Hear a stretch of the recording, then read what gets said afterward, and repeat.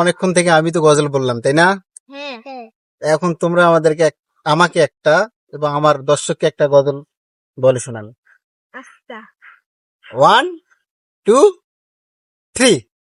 কেমন করে ঘুমাও তুমি, কেমন করে ঘুমাও তুমি, কদর করে কাজা।